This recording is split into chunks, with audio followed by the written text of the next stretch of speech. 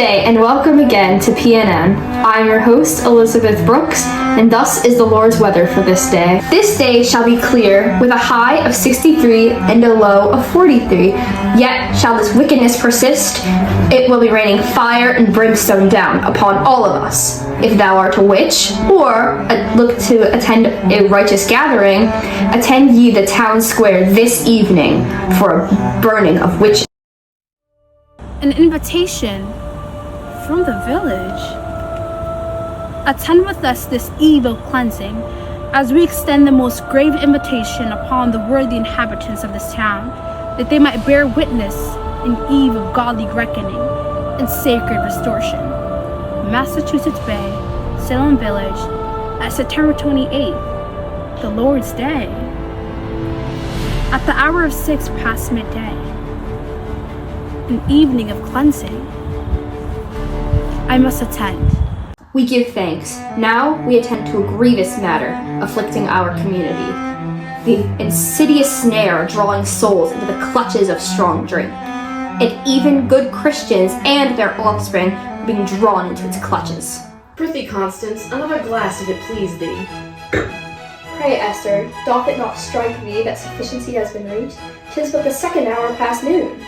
Constance, thou dost vex thyself unduly. We but glorify the Lord in ways he hath wished. I deem thee right. What path is more blessed to tread, as the Lord doth will? Surely, thou art correct, for 'tis ever the hour o' 5 somewhere in this terrestrial sphere. Puritans believed things such as eating, drinking, sleeping, and recreating were things that God was glorified in. They would choose alcohol such as beer or wine because of the number of taverns Puritans had. They were very important to Puritan life, so much so that in 1656, Puritan towns were fined if they didn't have a tavern. Puritans also believed alcohol to be safer than water because water was easily contaminated with bacteria. This caused everyone to drink alcohol on a daily basis, like with their meals. Even children were consuming.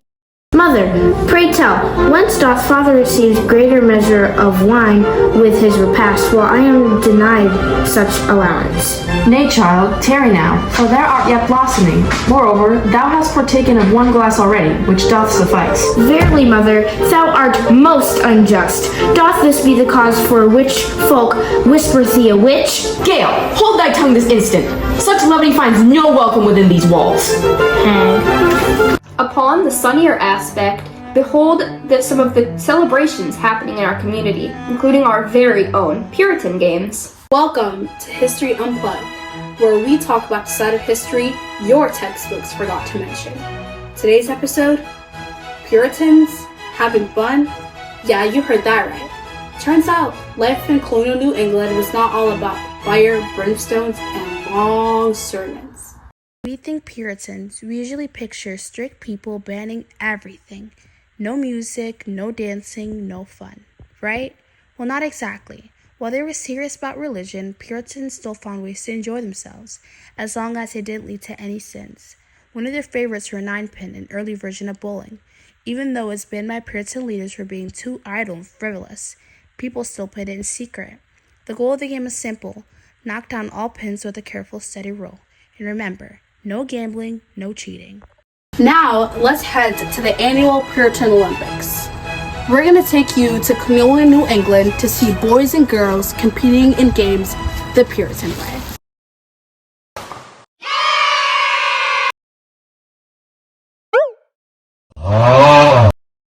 Puritans did celebrate the holiday. It was short-lived, as these Puritans were Calvinists who did not believe in yearly holidays and celebrations. They saw that as a Catholic custom, so they rejected it. However, they did have celebrations like weddings, but they were more a serious affair than the weddings typically seen today.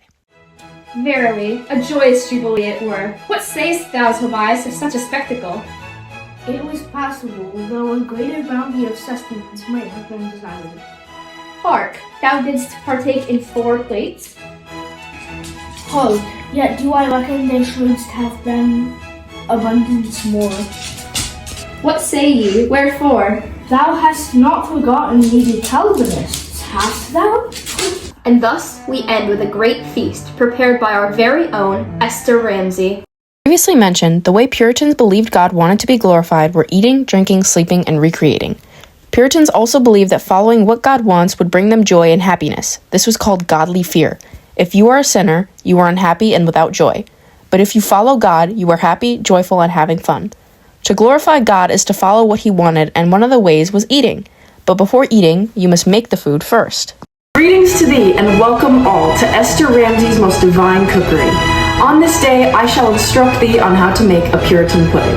Verily, a simple repast, apt for any occasion, including the trials of those women accused of witchcraft within thy village. The articles requisite for this confection are sugar, molasses, ground cinnamon, ground ginger, vanilla extract, cooking spray, 4 eggs, cornmeal, and whole milk. In the season thereof, grease a middling pan, and then set it within a larger. First, see that thy oven is set to 350 degrees. In a middling pot, over a fire twixt medium and high, warm the milk, yet suffer it not to boil.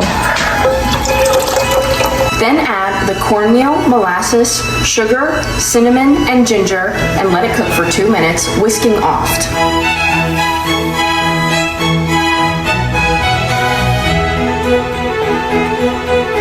Then with diligence beat thine eggs. Ceaselessly whisk the heated mixture into the beaten eggs. When conjoined, return it to the pot, continuing to whisk and heat for thrice a minute. Done, add vanilla's essence. Then transfer it into the modest pan. Place water within the greater pan until it doth reach the halfway mark, thus forming a water bath.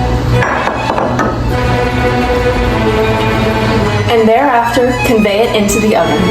Let it bake for the space of 45 to 50 minutes until the pudding's heart doth yield unto a gentle softness. Then serve it forth, warm with ice cream of the vanilla bean, a perfect end to thy neighbor's trial by witchery. Verily, I be Esther Ramsay, and thus hath been Esther Ramsay's most divine cookery.